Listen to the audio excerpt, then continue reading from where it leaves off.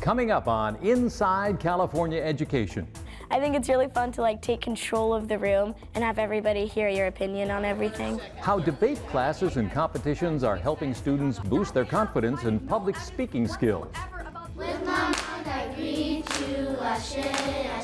Oakland school children practice a philosophy known as Restorative Justice. See how it's helping reduce conflicts and suspensions while also building friendships. Okay, you're on the no activities list. You know how to get off that, right? Experience a day in the life of a school secretary. Oh, qué bien. And a shortage of bilingual teachers is driving districts to recruit teachers from other states and even other countries. I'm Jim Finnerty. It's all coming up on Inside California Education. Funding for Inside California Education is made possible by... Since 1985, the California Lottery has raised more than $32 billion in supplemental funding for California's 1,100 public school districts from kindergarten through college. That's approximately $191 for each full-time student based on $1.5 billion contributed in fiscal year 2016-17. With caring teachers, committed administrators, and active parents, every public school student can realize their dreams. The California Lottery, imagine the possibilities. The Stewart Foundation, improving life outcomes for young people through education.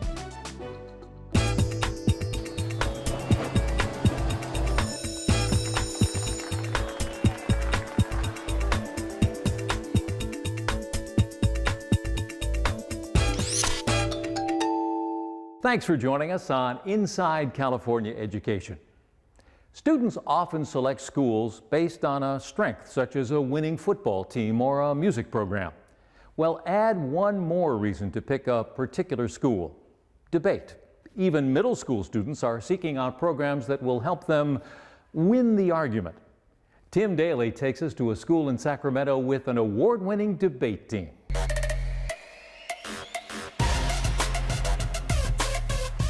More people than ever before are discovering public land as a place to reconnect with nature and each other. Yes, I say that's something you should really try to do. Yeah, Just debating is listening to how the other team is casing it, and you can always respond in that kind of way. It might seem the teacher in this class has lost control with middle schoolers making this much noise, creating what seems like chaos. But Michael Baradat wouldn't have it any other way. I love my job. It's the greatest. It really is. Sorry. It's working with people that you know are going to do something amazing later on. Mr. Baradat gets emotional because the people he works with are just 12 and 13 years old, and they're just as passionate about speech and debate as he is. I like the attention. I think it's really fun to take control of the room and have everybody hear your opinion on everything. The fact that I get to use my voice and I get to talk to people and share my opinions, and it's just a great thing and it makes me feel good. This is Sacramento's Sutter Middle School. These boys and girls are on the Sutter speech and debate team. And the energy in the room is especially high because in just 3 days, the team will compete against the other 8 schools that make up the Capital Region Debate League. The things we're going to talk about on Saturday are driverless cars will do more harm than good, electronic ballots should replace traditional ballots, middle schools and high schools should abolish the dress code, and public lands should not be used for private interest.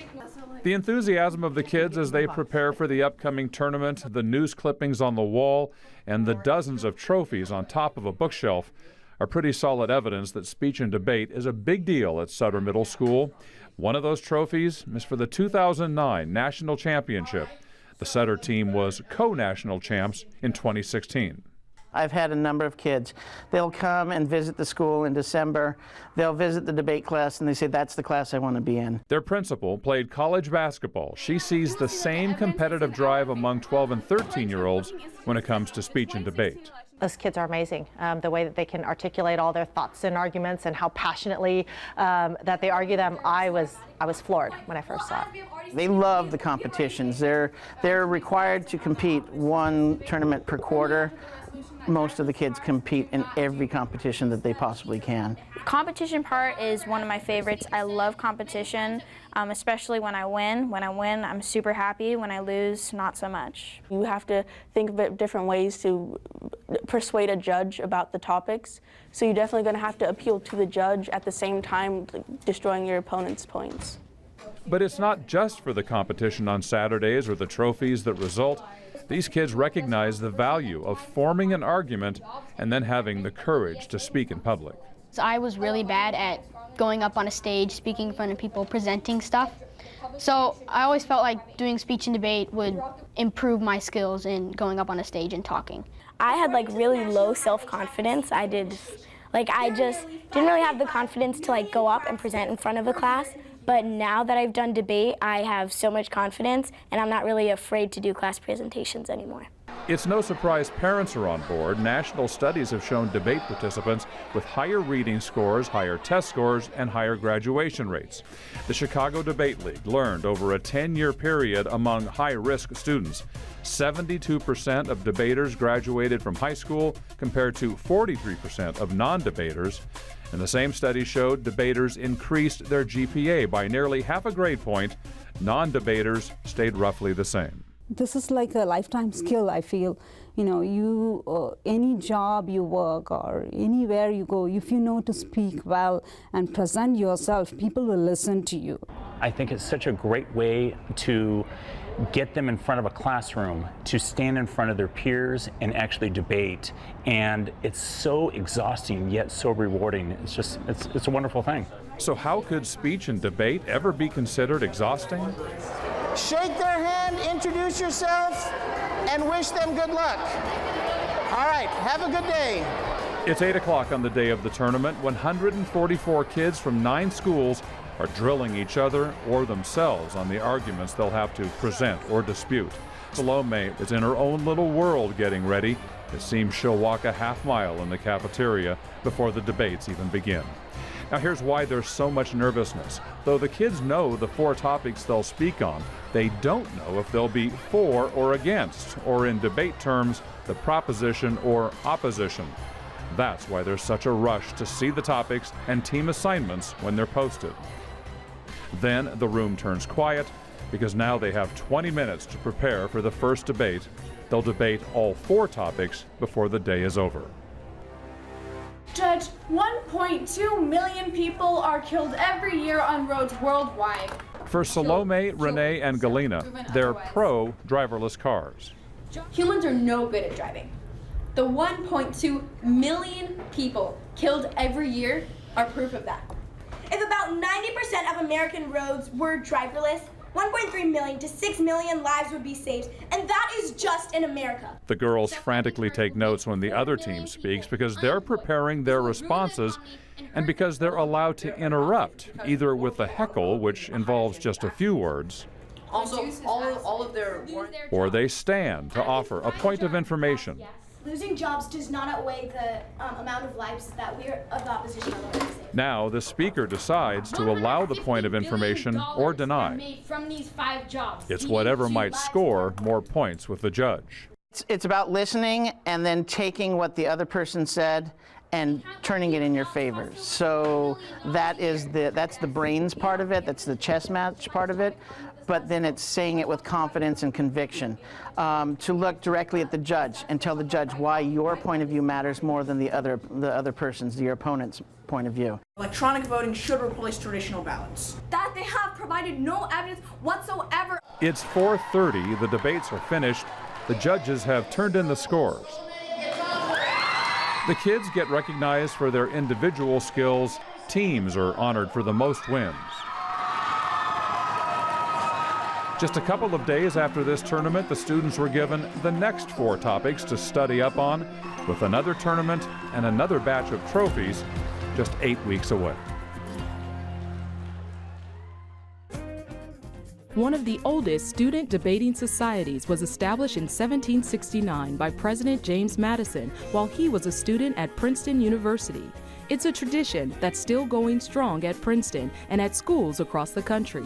It's considered a way for students to sharpen their critical thinking and academic skills. A growing number of school districts are adopting a philosophy known as restorative justice in their schools. Many use it as an alternative to discipline and suspensions. In Oakland, it's used to solve conflicts, but also as a preventative tool to build community. Christina Salerno shows us what restorative justice looks like at one Oakland elementary school. I come in peace, Ashe, Ashe. With my mind I greet you, Ashe, Ashe. With my voice I greet you, Ashe, Ashe. What chanting does, it helps to build community. It helps to build unity. It helps to build one voice. Then you also notice one single voice may rise out of the group as a call and then a response. I am somebody, and I won't be stopping nobody. I got my fists in the air, moving my feet. I got love for my people, it starts with me. Reach Academy is a public school in Oakland, in an area that's seen its share of violence. Because of the trauma and the history just in Oakland itself, and particularly in this area, there's a lot of trauma, there's a lot that needs to be restored. Nimit Shahid is what's known as a restorative justice practitioner. She's one of about 30 employed by the Oakland Unified School District. Restorative justice is a set of practices that varies in schools across the country. In Oakland, it's used to build community, as well as to resolve conflicts and provide individual support to students who need it most. The school board passed a resolution in early of 2010 saying we should use this to intentionally move away from our racial disproportionate discipline, specifically of African American students. In Oakland, there's restorative justice happening all over. It's not just in the schools. The seeds were planted long ago at the Black Panther Party. This is a legacy of that movement, the social justice movement in Oakland. And so we decided to take this, really a holistic philosophy and break it into the 3 tiers, tier 1, tier 2, and tier 3. And helping others when they need it. Restorative justice is a practice that really supports every child in terms of being successful. And our second question is, on a mood scale from 1 to 10, how do you feel right now? It starts off with our morning circles and our closing circles. And it's a way to sort of, set the tone for the day. 90% of the restorative justice in Oakland schools is happening in these types of classroom circles. That's tier 1. The topics change day to day, but one rule is firm. Only the person with the talking piece has the floor. And I'm similar to Rajan because we both play football. And I'm similar to Nehemiah because we both do crazy things. It means getting along with my classmates, sharing our feelings, getting to know each other. It makes me more comfortable to know that there's people that have stuff in common with me and that some of them are nice and they want to be your friend. I was scared at the beginning, but school got better to me and I liked school. It means a lot to me because I get to learn about my whole community, my peers, and everybody in my class. It helps me know about them. When students are able to relate to each other and find those common grounds, then it helps to eliminate any issues that might arise with that many personalities. We also use the circles for conflict resolution and finding ways to keep what's happening at home and what's happening on the yard and what happened in the cafeteria, keeping it out of the classroom. Because we both eat a lot. It's a way to practice and learn social and emotional skills like self-awareness and social awareness. Simply sitting there in a circle waiting for your turn to talk, you're exhibiting so much social emotional learning. Breathe in, breathe out. You should go into classrooms and you should see students leading the mindfulness. And so you'll see the students up front. You'll see the students leading the affirmations. When you can no longer hear the bell, please open your eyes. Those affirmations, I have the power to make wise choices. I have the power to make wise choices, is a way of reaffirming that our students do have ownership over their learning.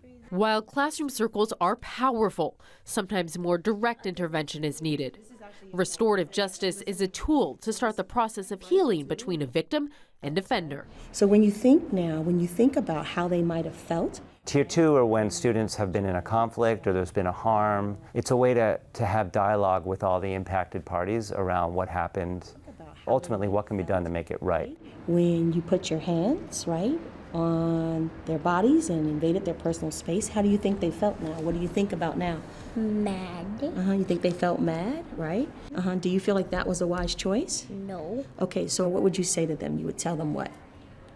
I'm sorry, I'm not going to do that again. A school that had, over 20% chronic absence rate, a school that had a soaring suspension rate, a school that had over 500 universal office referrals. We've seen that cut in half. And so it's made a huge difference. It's really important that we all have a safe. The final tier, Tier 3, is individualized support for a student. This circle of adults is all here for Cedric, a high schooler who's coming back to school after being incarcerated. And I need you to believe when everybody in this room said they're here for you. My mom and my dad was there. I feel like just canceling this and be like, nah, I'm good. It was too much attention. It's really just a way to welcome them to school and support them in ways that they need to be successful. And let some of us worry about that load, but you gotta tell us. I started noticing that y'all was here to help me and see what was going on in my head. Y'all touched me. Y'all touched me. Y'all made me feel like I can do it. Our goal is to prepare our students with the 21st century competencies, skills, and dispositions that they're going to need to not only survive in this world, but to thrive. And what does that mean to be college and career ready? So for us, restorative justice and restorative practices is a way to ensure that we level the playing field, especially as it relates to equity, access, and accountability, so that all of our children have a pathway to ensure that they're being successful. Goodbye, goodbye. G-O-O-D-B-Y-E. Goodbye, goodbye. Restorative justice appears to be making a difference in Oakland schools. Suspensions have dropped by 50% across the district since 2011. Meanwhile, graduation rates are up at the schools with restorative justice when compared to schools without the program. Still ahead on Inside California Education, dual immersion programs are taking off in California. But are there enough teachers to staff them? That's next. But first, a day in the life of a school secretary. Okay, you're on the no activities list. You know how to get off of that, right? Yeah, I go to. Wednesday afternoon, okay? All right. Okay. 85% of my day is unplanned. I have a task list of stuff that I need to get done each day, and then just get peppered with a lot of other things that come up. Do you have a color picked out for next term's tardy sweeps? My name is Zach Moritz. We're at Monterey Trail High School. I'm the school secretary here. I basically handle lots of information that people don't know what to do with, or they don't know who to ask. All right, here you go, girls. All right, thank you. Okay. And I funnel a lot of information and people to the directions they need to go. Basically running the behind the scenes stuff at the school to make sure everything goes smoothly day to day. And this is Lauren and Lisa with your morning announcements. Good morning. We're a customer service entity, right? We're providing a service, we're providing an education, and it's important to us that we're providing a good one. And so the customer service side of that is we want parents and students happy.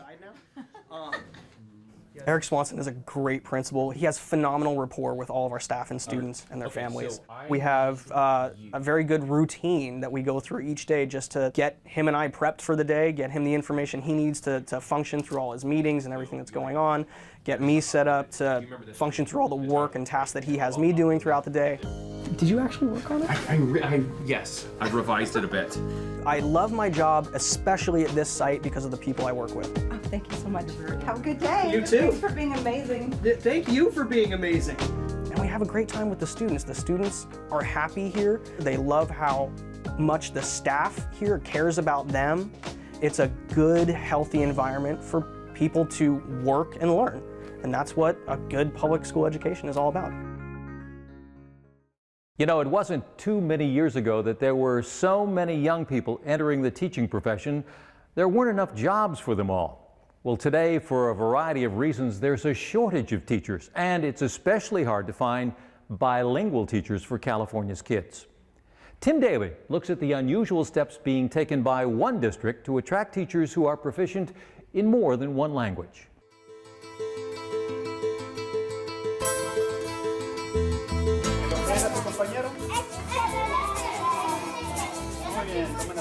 ¿Cómo se llama? Un árbol de Navidad. Árbol de Navidad, muy bien.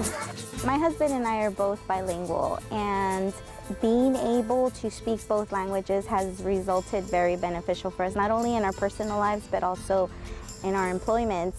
Julie and her husband Elias say their bilingual skills have helped them thrive in today's multicultural world.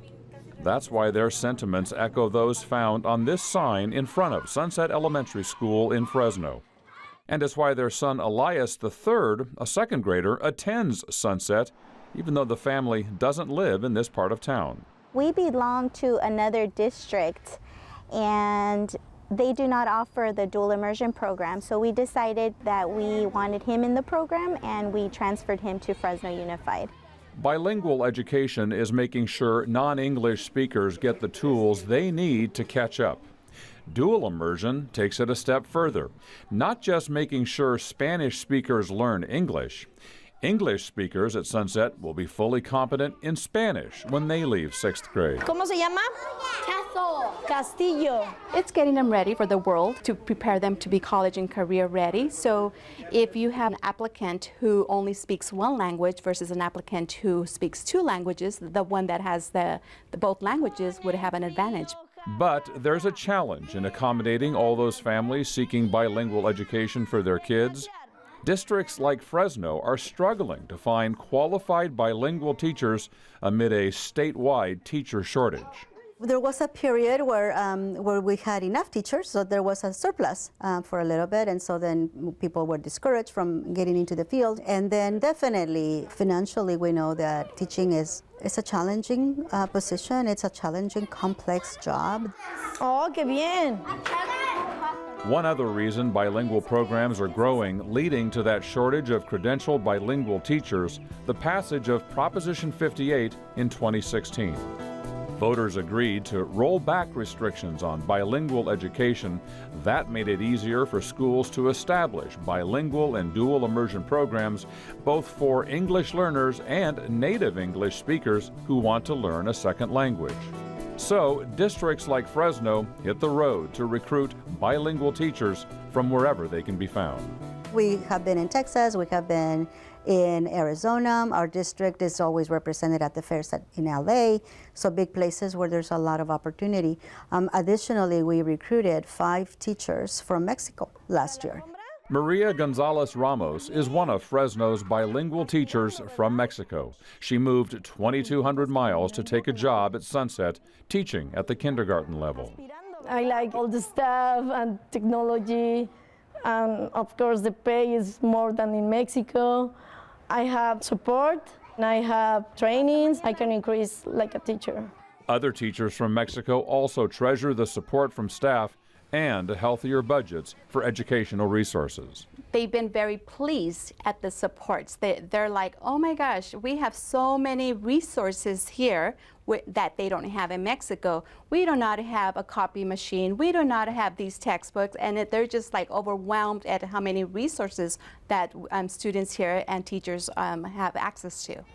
Now the challenge for Fresno administrators, considering shortages are a statewide problem, is to convince those teachers from Mexico, Texas, and Arizona that this is where they belong. Atticus, hasta mañana. We talk about the fact that they will feel right at home because of our diversity. We talk about the fact that we provide a lot of support through instructional coaching. The support offered in Fresno includes tuition assistance for teachers needing more formal training to become credentialed as bilingual.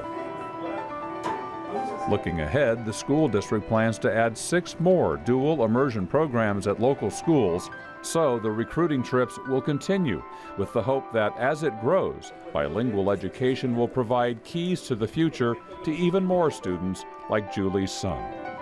We have Mexican heritage, and a lot of our older family members do not speak English, and it was important for us to ensure that our son was able to speak both languages so that he could not only communicate with them but also have a better future.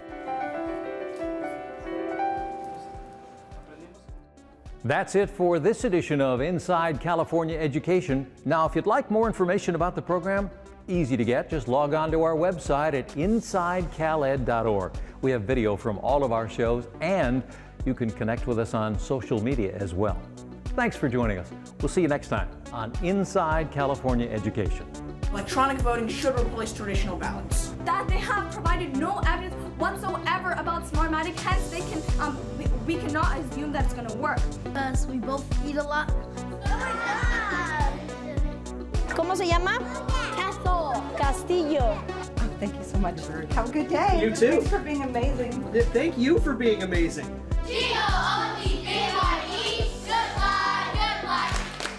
Funding for Inside California Education is made possible by... Since 1985, the California Lottery has raised more than $32 billion in supplemental funding for California's 1,100 public school districts from kindergarten through college. That's approximately $191 for each full-time student based on $1.5 billion contributed in fiscal year 2016-17. With caring teachers, committed administrators, and active parents, every public school student can realize their dreams.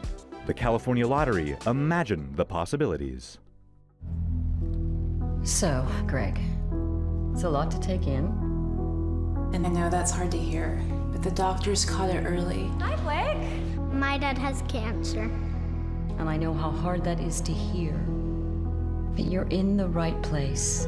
And Dr. Pascal and her team, they know what to do. They know what to do. The doctors know what to do. So here's the plan. First off, we're going to give you all this information.